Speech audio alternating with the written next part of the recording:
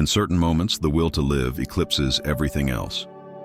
You find yourself fleeing into the unknown, driven by the conviction that any path forward is better than the life you're leaving behind. For Isabella Santos, this realization struck at midnight on a frigid New York night in October. The moment she finally broke free from the man who had been methodically chipping away at her existence for 8 months.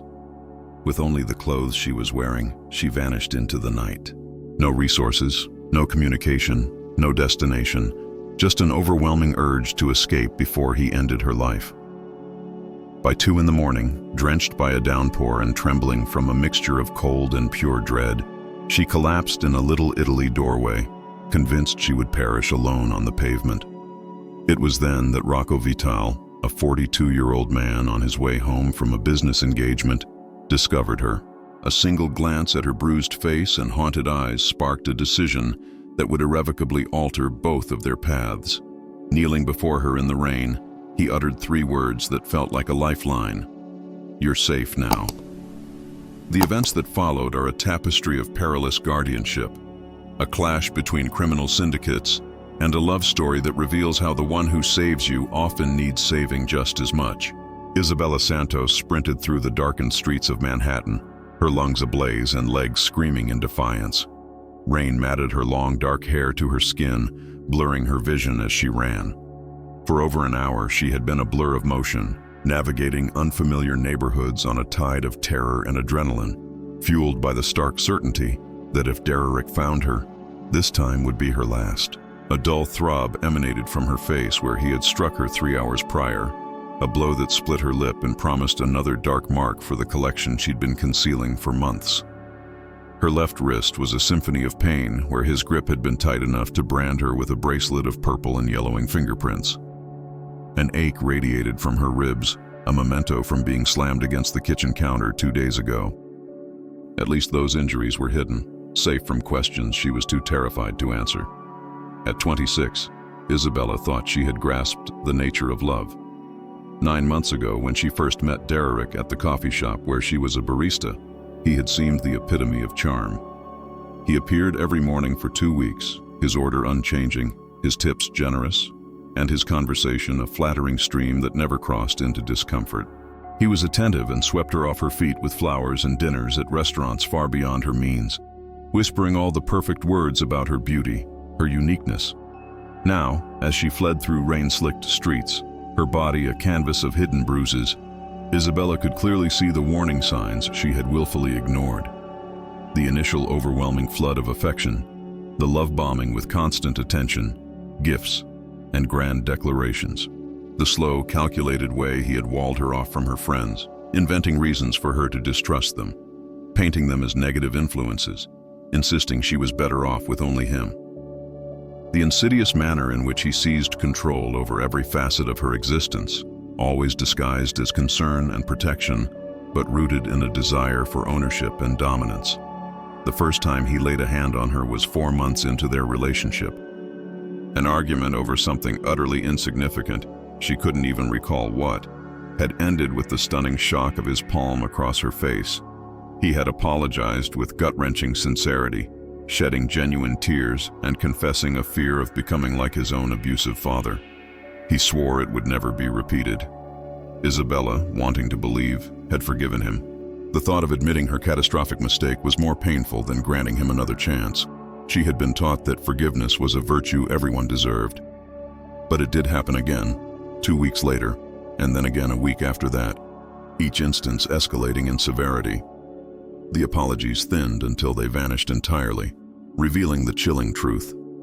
Derrick savored the power he held over her, thrived on her fear, and reveled in his control.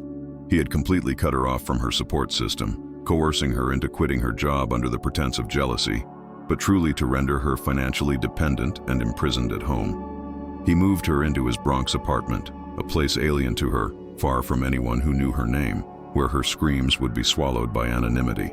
The psychological torment was, in some respects, more damaging than the physical violence. The relentless criticism eroded her self-worth. The gaslighting made her doubt her own sanity and memories. The threats of what awaited her if she dared to leave were a constant specter, that she couldn't survive without him. that he would hunt her down, that no one would ever believe her side of the story. Derek had systematically dismantled her identity until she was a mere echo of her former self, startled by every sound, flinching at any sudden movement, living in constant fear of triggering his rage. Tonight was different. Tonight, a horrifying clarity had pierced through the fog of her fear. If she remained, he would eventually kill her. Perhaps not tonight, perhaps not next week, but her death was an approaching certainty. She had seen it in his eyes as his hands tightened around her throat, pressing her against the bedroom wall. She had felt her life slipping away as her breath failed, her vision fading to gray while her hands clawed impotently at his arms. He released her abruptly, casting her to the floor with a final threat. He was going out, and she had better be there upon his return. If she even contemplated leaving, he would find her and make her regret it. He grabbed his jacket and departed, the slam of the front door shaking the very walls. Isabella gave it 30 seconds after the sound of his car faded before she snatched the nearest jacket and ran. No phone. He had shattered it weeks ago. No money. He managed all their finances. No keys. He had never entrusted her with a set. It was just her, the clothes on her back, and the primal need for escape. She flew down 6 flights of stairs and into the October downpour, sprinting for the subway with no coherent plan other than to create as much distance from Derek as possible. She vaulted the turnstile, having no metro card, and boarded the first train that arrived, indifferent to its destination. She rode it to its final stop and began running once more, this time through the unfamiliar geography of Lower Manhattan. Exhausted, drenched, and starting to tremble uncontrollably from the cold, Isabella's body finally gave out. She could run no further. She collapsed into the recessed doorway of what appeared to be a closed restaurant, her back sliding down the wall until she was seated on the frigid concrete. She wrapped her arms around herself, a futile gesture against the encroaching cold. The rain intensified, and the shallow alcove offered little sanctuary. Her shivers were so violent her teeth chattered, and a sense of detachment washed over her. She felt as if she were observing this scene from a great distance, a spectator to someone else's tragedy. She had no one to call, no money for a hotel, no knowledge of her whereabouts, and a paralyzing fear that Derek was already hunting for her, that her escape had only postponed the inevitable. Isabella buried her head in her knees, fighting back tears that she lacked the energy to shed. She needed a plan, a next step, but her mind could only focus on the biting cold, the ache in her face, and the profound exhaustion of living in fear. That's when she heard them. Heavy footsteps approaching through the rain, splashing in puddles, getting closer. Isabella's head snapped up. She pressed herself harder against the door, a fresh surge of adrenaline temporarily vanquishing her fatigue. If this was Derek, if he had tracked her down, there was nowhere left to flee. But the figure that emerged from the deluge was not Derek. This man was taller, with a broader build and a maturity that placed him in his 40s. His dark hair was slick with rain, his face a collection of sharp angles and shadows under the dim glow of the streetlights. He wore a fine, dark coat and moved with an easy confidence that spoke of a man accustomed to command. He paused as he noticed her huddled in the doorway, his neutral expression hardening as he took in the state of her face. "Are you all right?" he inquired, his voice deep, tinged with a slight Italian accent that lent a musical quality to his words despite the gravity of his tone. Isabella wanted to lie, to tell him she was fine and to leave her be, but the word was a stone in her throat. She could only stare back, her eyes wide with terror, her body shaking too violently to form a response. The man took a deliberate step closer, his movements slow and cautious, like someone approaching a startled creature. He crouched to her level, so he wasn't towering over her. It was then that Isabella saw the unusual color of his eyes, a striking shade somewhere between gray and blue against his olive complexion. "You're hurt," he stated quietly, his gaze clinically assessing her face. "And you're freezing. How long have you been out here?" "I don't know," Isabella managed to stammer through chattering teeth. "An hour, maybe more." "Are you running from someone?" The question was posed gently, yet carried an undertone of someone who already knew the answer. Isabella hesitated, the years of Dereric's threats warring with her desperate need for aid. "Yes," she finally whispered. "Is he looking for you right now?" "Probably." The man gave a single, decisive nod, as if this confirmed his suspicions. "Then you can't stay here. If someone is searching, they'll find you eventually out in the open like this. My name is Rocco Vital. I live 2 blocks away. Come with me. I'll get you dry and warm, and we can determine what to do next." "I can't," Isabella responded instinctively, Dereric's voice echoing in her mind. "Never trust anyone, never ask for help, never admit to what happens in private." "I don't know you." "No, you don't," Rocco conceded. "But at this moment, your choices are to freeze to death in this doorway, return to the person who hurt you, or take a chance on me. I'm not claiming to be a perfect choice, but I'm likely better than the other two. And I give you my word, I will not harm you. That is not the man I am." There was a quality in his voice, in the unwavering way he held her gaze, and in the respectful distance he kept even as he offered assistance, that made Isabella want to trust him. Or perhaps she was simply so desperate that any offer of shelter seemed preferable to remaining in the doorway, waiting for Dereric to find her. "How do I know you're telling the truth?" she asked. "How do I know you're not worse than what I'm running from?" "You don't, but I can tell you this. I'm 42 years old. I manage several enterprises in this city. I have a mother and a sister who would be appalled if I abandoned a woman in the rain when I had the means to help. And I am very skilled at protecting those who need it. It's what I do. Why would you help me? You don't know me either." "Because," Rocco said with conviction, "I recognize the expression on your face. I've seen it before on people who have been wounded by someone who was supposed to care for them, and I cannot walk by that and do nothing. So will you come with me, or will you stay here and hope for a different outcome?" Isabella looked at him, this stranger with intense eyes and a calm demeanor, offering the very things she craved most: safety, warmth, and protection. She knew this was a gamble, that accepting help from an unknown man could lead her into a situation far worse than the one she'd escaped. But she was so cold, so exhausted, so profoundly scared. The alternative was to remain in this doorway until Dereric found her or hypothermia claimed her. At least this was an active choice, rather than passively awaiting her fate. "Okay," she said softly. "Yes, I'll come with you." Rocco rose and extended a hand to help her. After a brief hesitation, Isabella took it. His hand was warm, calloused, and solid, the hand of a man who worked despite his expensive attire. He gently pulled her to her feet, steadying her as she swayed from cold and exhaustion. "Can you walk?" "I think so." "Good. It's only 2 blocks. Stay close." They moved through the rain, Rocco adjusting his stride to match her slow, pained pace. He positioned himself between her and the street, a gesture that felt protective, not menacing. He didn't touch her again, save for a steadying hand on her elbow when she stumbled. True to his word, 2 blocks later they stood before a handsome, well-kept building of restored brick and elegant masonry. Rocco used a keycard to open the door to a lobby that was warm and dry, a paradise after the chilling rain.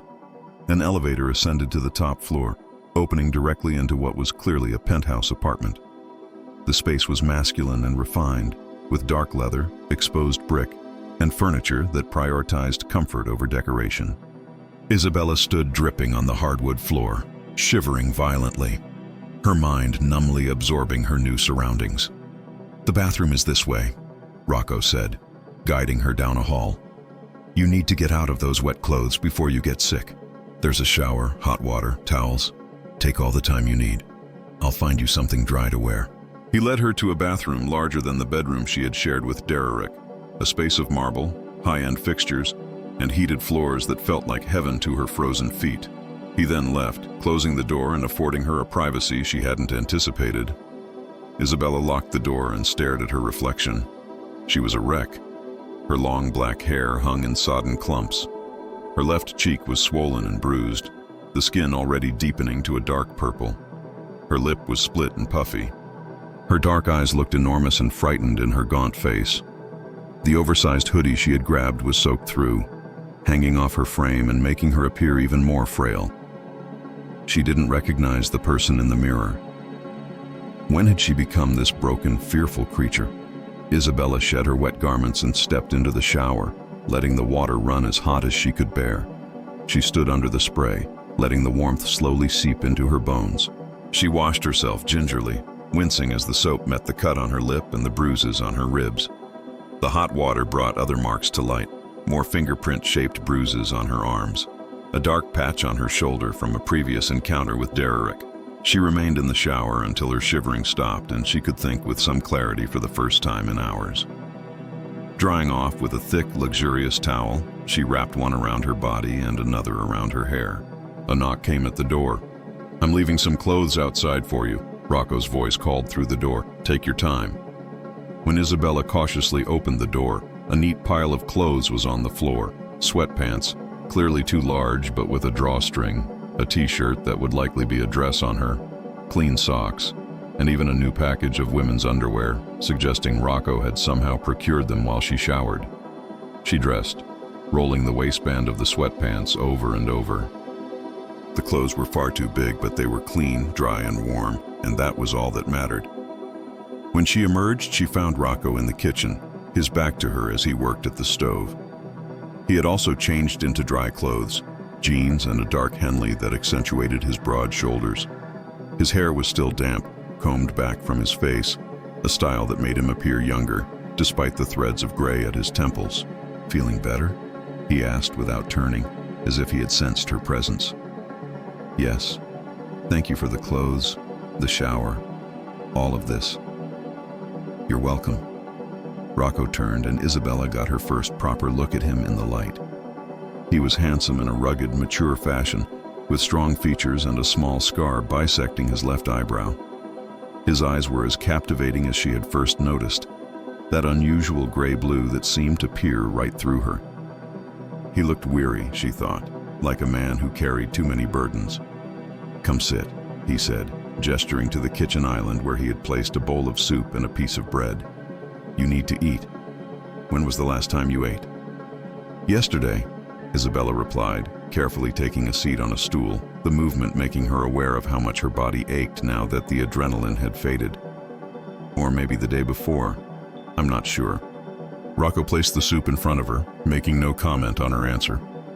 "Eat slowly. Your stomach will be sensitive after so long without food and with all the stress." The soup was a simple chicken broth with pasta and vegetables, but to Isabella, it was the most delicious thing she had ever tasted.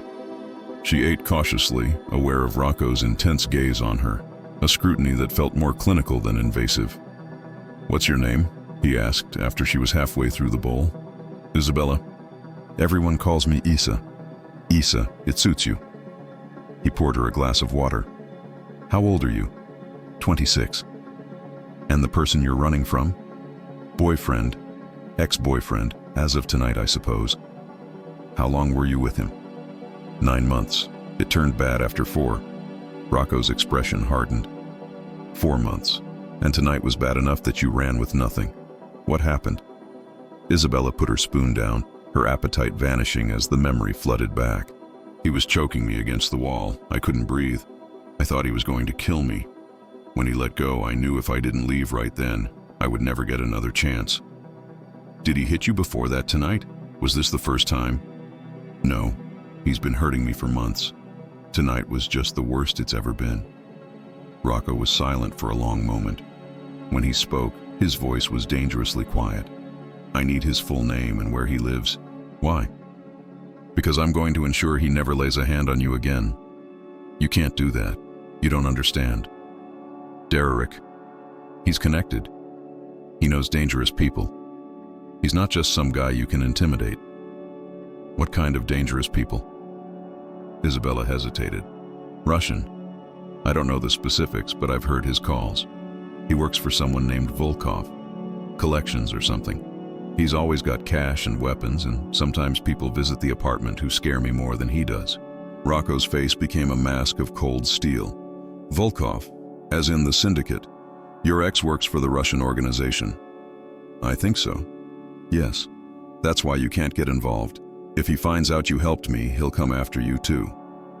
Isa, Rocco said, a hint of dark amusement in his tone despite the gravity of the situation. I appreciate the concern for my well-being, but you need to understand. I'm not some ordinary citizen who stumbled into this. I run significant operations in this city. The people Volkov works for, they know my name, and they know not to create problems for me. Your ex being one of them complicates matters, but it doesn't frighten me. If anything, it strengthens my resolve to help you. I don't understand. What operations? What do you do? Rocco studied her for a moment, weighing his words. My family has been in New York for 3 generations.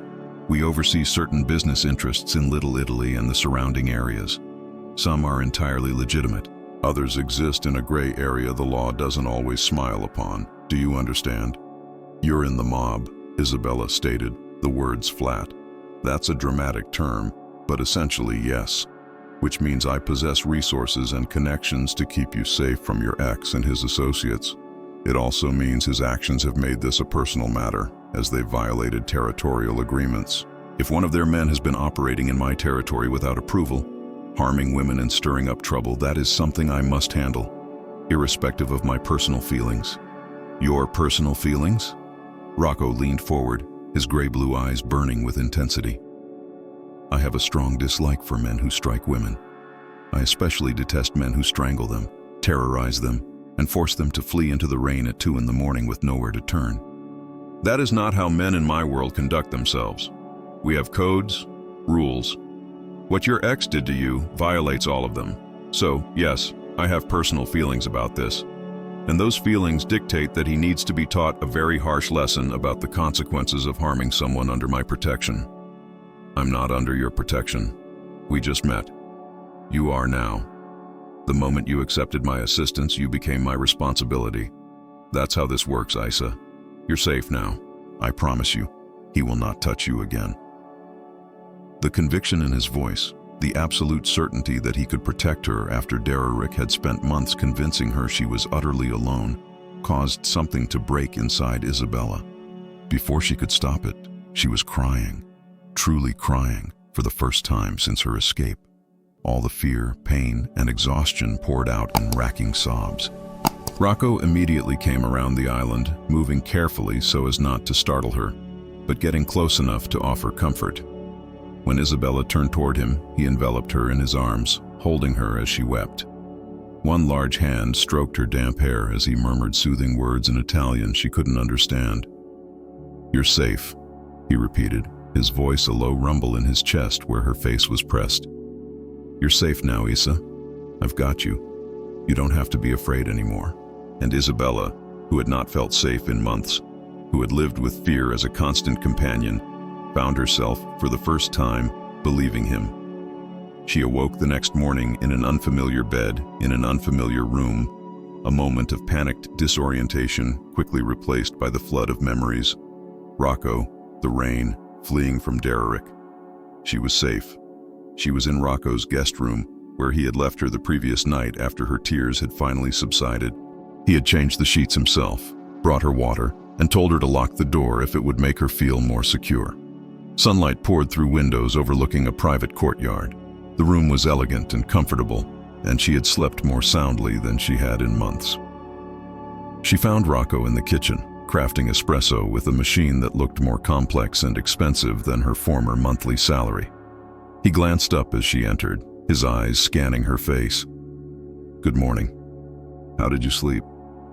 Better than I thought I would. Thank you for all of this, for letting me stay, for taking care of me. You don't need to thank me for basic human decency, Isa. Rocco poured 2 small cups of espresso. But you're welcome. Coffee? Please. They sat at the island, and Isabella studied him in the morning light. He looked tired, as if he hadn't slept well. There were dark circles beneath his unique eyes, and a weariness in his posture that seemed more than just physical fatigue. Did you sleep at all? She asked. A few hours.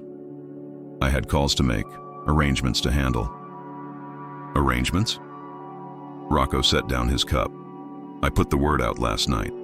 You are under my protection. By now, everyone who needs to know is aware that you are not to be touched. I also had my people look into your ex. Derek Morrison. Lives in the Bronx, works as an enforcer for the Bratva, handling collections and intimidation. He's been operating in areas that fall under my family's territory, which is a violation of our agreements with the Russians. So, I called Volkov this morning and informed him that his employee has become a problem that requires his attention. What did he say? That Morrison is a liability they've been meaning to deal with, that he apologizes for the inconvenience, that he will ensure Derek no longer troubles you. Just like that? He'll just tell him to leave me alone, and Derek will obey? Rocco's expression was grim. When Volkov gives an order, his people listen, whether they want to or not. Trust me, Derek will be far more concerned with his boss's disappointment than with getting revenge on you. What if he doesn't care? What if he comes after me anyway? Then I will handle it personally, which was my preference from the start. But politics dictated I extend Volkov the courtesy of managing his own man first. If Derek fails to take the hint, our next conversation will not be a courtesy. The casualness with which Rocco spoke of violence should have frightened Isabella. Instead, a wave of relief washed over her. After months of feeling helpless and small, it was empowering to have someone on her side who was genuinely capable of backing up his threats. "What happens now?" she asked. "Do I just stay here? Try to rebuild my life? Hide forever?" "Now," Rocco said, "you heal. You stay here as long as you need. You rest. You figure out what you want your life to look like. I'm not going to evict you, Isa. You're safe here. I can't just live here indefinitely as your charity project. You're not a project. You're someone who needed help, and I was in a position to provide it. That's not charity. That's being a decent person. You barely know me. I know enough. You were brave enough to run from a situation that would have killed you. You were smart enough to accept help when you needed it. You're strong enough to have survived 8 months with someone intent on breaking you. That's all I need to know." Isabella felt tears well up again and quickly blinked them away. "Why are you being so kind to me?" Rocco reached across the counter, his touch feather-light as he grazed her bruised cheek. The gesture was so careful, so tender, it made her breath catch. "Because someone ought to be. Because you deserve kindness after what you've endured. Because I can help, and not helping would make me a hypocrite. Take your pick." In the following days, Isabella settled into a tentative routine in Rocco's penthouse. He gave her ample space, but remained a constant, reassuring presence. He had people deliver clothes in her size, toiletries, and books when she mentioned she enjoyed reading. He never pressed her to discuss Derek, but he listened attentively whenever she chose to share. Gradually, Isabella began to unwind. The ever-present tension that had coiled in her muscles for months started to release. She slept through the night without nightmares. She ate regularly, and the weight she had lost to stress slowly returned. The bruises on her face and arms faded from purple to yellow, then disappeared. And she began to see Rocco as more than a savior. She heard the gentleness in his voice when he spoke with his elderly mother on their nightly calls. She saw the affectionate teasing with his younger sister. She noted the respect with which he treated his employees. She saw the deep-seated exhaustion from his work, the way he rarely did anything for himself, the resigned determination with which he shouldered his responsibilities.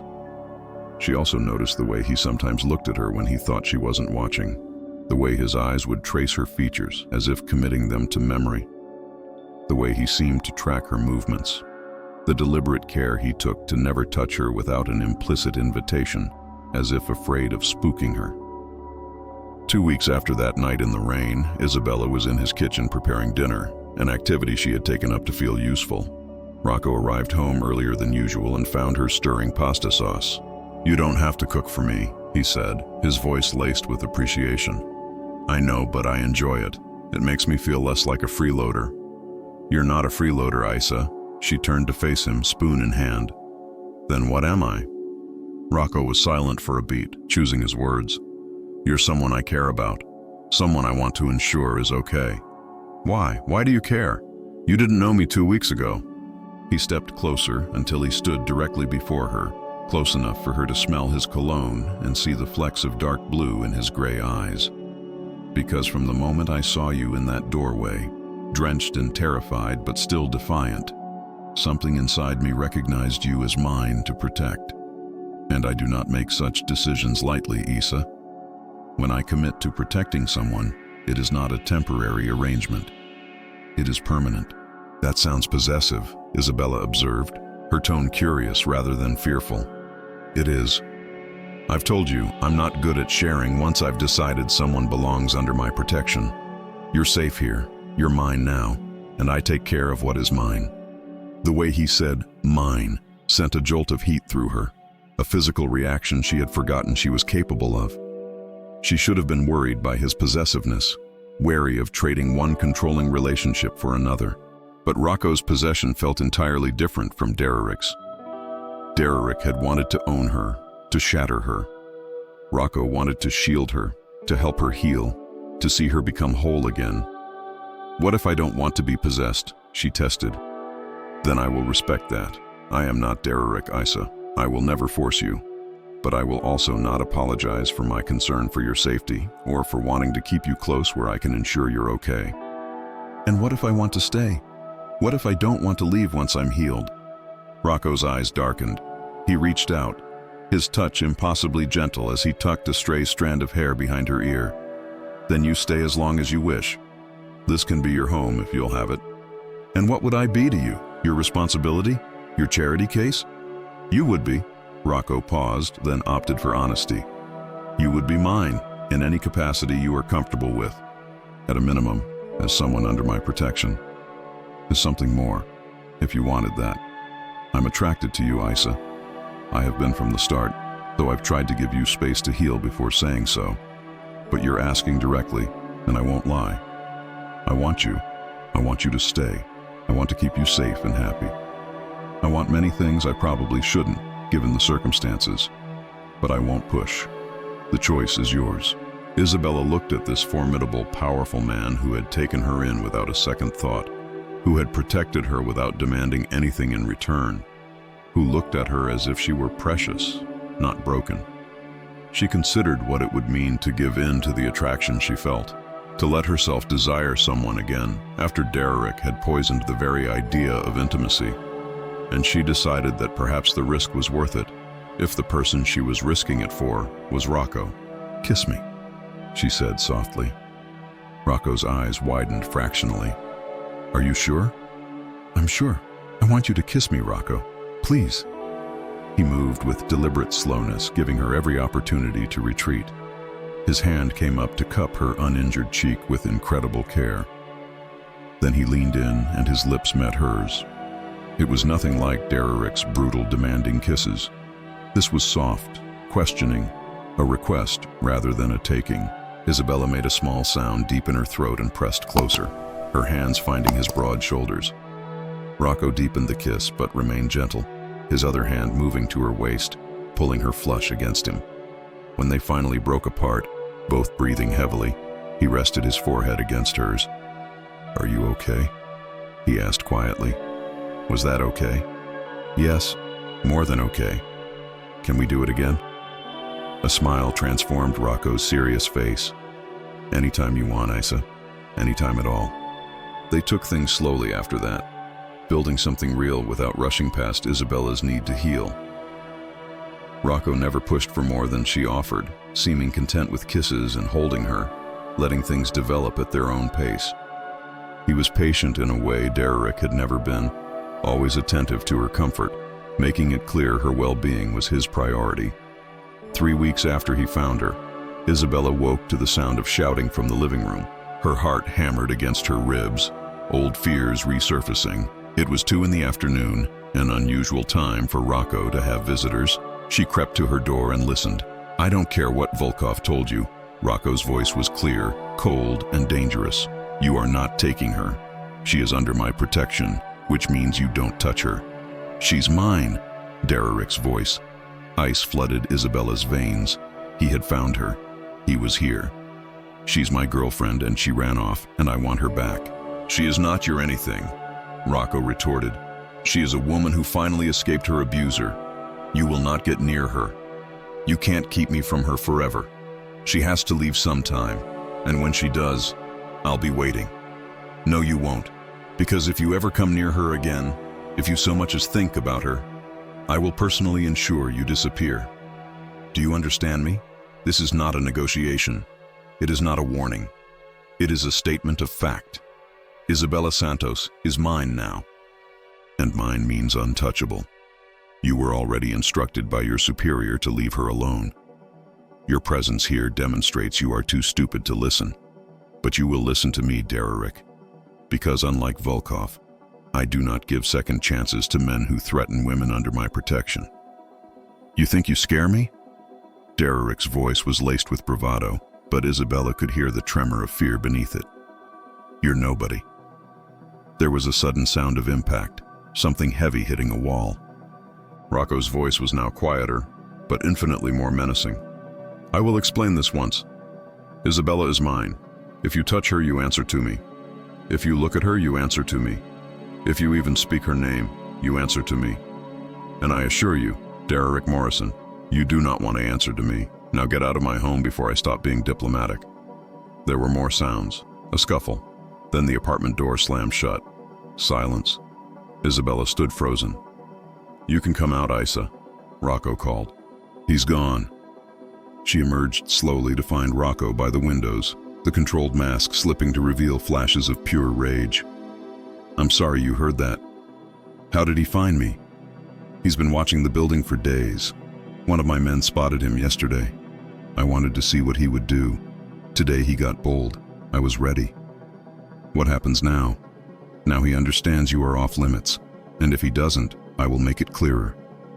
He said he'd wait for me to leave. Rocco crossed the room and pulled her into a secure embrace. Then you don't leave without protection. He can watch all he wants. He will never get another chance to hurt you, I promise. What if he tries anyway? Then I handle it. Permanently. His hand stroked her hair, a soothing gesture that belied the violence in his words. Do you trust me to keep you safe? Yes, Isabella said, and was surprised to realize she meant it completely. I trust you. Good. Because you're mine now, Isa. Mine to protect, mine to care for. And I am very, very good at protecting what's mine. 2 days later, news trickled back that Derek Morrison had been found in the Bronx with multiple injuries that spoke of a very clear lesson learned. After a week in the hospital, he promptly left New York for Florida, telling anyone who asked that he was finished with the city. Rocco never confirmed what happened, but Isabella knew, and instead of horror, she felt a profound sense of relief. The threat was gone. She was truly safe. The weeks following Derek's departure brought unexpected emotional complexities. Isabella had anticipated pure relief, but instead she found herself wrestling with a tangle of grief that Rocco seemed to understand better than she did. You're allowed to grieve, he told her one morning, finding her staring out the window, tears tracking down her face. Even for something that hurt you. You're not grieving him. You're grieving the idea of what you hoped it could be. How do you know that? She asked. Rocco was quiet for a moment. My father was not a good man. He was violent and unpredictable. When he died 10 years ago, I thought I would only feel relief. Instead, I cried at his funeral. Not for the man he was, but for the father I had needed him to be. It was the first truly personal thing he had ever shared. He made the wrong enemies. In our world, you only make that kind of mistake once. The story was told matter-of-factly, but she could see the old pain in his eyes. I used to think that grief made me weak. Now I think it makes me human. Emotions don't follow logic, Isa. Knowing someone was bad for you doesn't erase the loss of what you wanted them to be. That conversation forged a new, deeper connection between them. Isabella began sharing more about her life before Derek, her family in Brazil, the dreams she had set aside. I wanted to study graphic design, she admitted one evening. I had a scholarship, but Derek said it was a waste of time, that I should focus on supporting him. And you believed him? I believed he knew better than I did. He convinced me my judgment was flawed. Rocco stopped chopping vegetables. You were 25, supporting yourself, managing your own life. He didn't make you more capable, Isa. He made you doubt the capabilities you already possessed. I know that logically, but emotionally, you're still healing from the damage. That's normal. He reached out, tucking a strand of hair behind her ear. What if you enrolled in classes again? Hope flickered within her. I don't have the money. I have money, he said, holding up a hand to stop her protest. Consider it an investment in talent. You deserve to pursue your passion. Let me help. Why do you keep doing this? Rocco's expression softened. Because your happiness makes me happy. Because you matter to me, Isa. Your dreams, your future, they all matter to me. 2 weeks later, Isabella was enrolled in online classes at NYU. It was both liberating and terrifying, but Rocco's quiet faith in her helped her push through the fear. She met his mother, Rosa, a small, elegant woman with sharp eyes and a warm heart, who immediately embraced her. So you are the girl my son won't stop talking about, Rosa said, linking her arm through Isabella's. My Rocco, he has a good heart. His father tried to beat it out of him, but he never lost his kindness. He saved my life, Isabella said quietly. And you, I think, saved his, Rosa replied. You gave him someone to care for who chose him not from obligation, but for who he is. His sister, Gabriella, was sharper. Are you going to hurt him? She asked during a surprise visit. Rocco doesn't do things by halves. If you're just using him as a safe harbor, you should leave now. Anger flared in Isabella. I'm not using him. I'm falling in love with him, and it terrifies me. But I would never deliberately hurt him. Gabriella's expression softened. Good answer, she said. For what it's worth, I think it's real. Sometimes the person who helps you through hell is exactly the right person for you. Nightmares began about 6 weeks after Derek's departure. Isabella would wake up gasping, convinced he was in the room. The first time it happened, Rocco was at her side in seconds. Just a dream, she sobbed. He held her until the shaking stopped. He's gone, Isa, he said firmly. And even if he weren't, he would have to go through me. That's not possible. The nightmares persisted, but their hold weakened. She was getting stronger. 3 months after that first night, they visited the Metropolitan Museum of Art. Wandering the halls, Isabella rediscovered her love for design. You see things I don't, Rocco said, watching her explain a painting with animated passion. That night, lying in his bed, she realized she had stopped waiting for things to go wrong. She had started to believe she deserved this happiness. I love you, she whispered into the darkness. I love you too, Isa, he replied, his arms tightening around her. More than I thought I could love anyone, even though I'm still a mess. Especially because of that. You're fighting every day to reclaim yourself. How could I not love you? That night, she didn't pull away. She let herself be wanted, letting the trauma fade under his careful, gentle lovemaking. Afterwards, wrapped in his arms, Isabella realized that being found by a dangerous stranger had been the best thing that ever happened to her. She had run from death and found life. She had run from pain and found healing. You're mine now, Rocco murmured against her hair. For as long as you want to be. Maybe forever if I'm lucky. Forever sounds good, Isabella whispered back. Forever with you sounds perfect. And 6 months later, when Rocco asked her to marry him, to make it permanent, legal, and official, Isabella said yes without a moment's hesitation. She had learned that sometimes the person who saves you is the very person you were always meant to find, and that being pulled from the rain is really just the beginning of the rest of your life.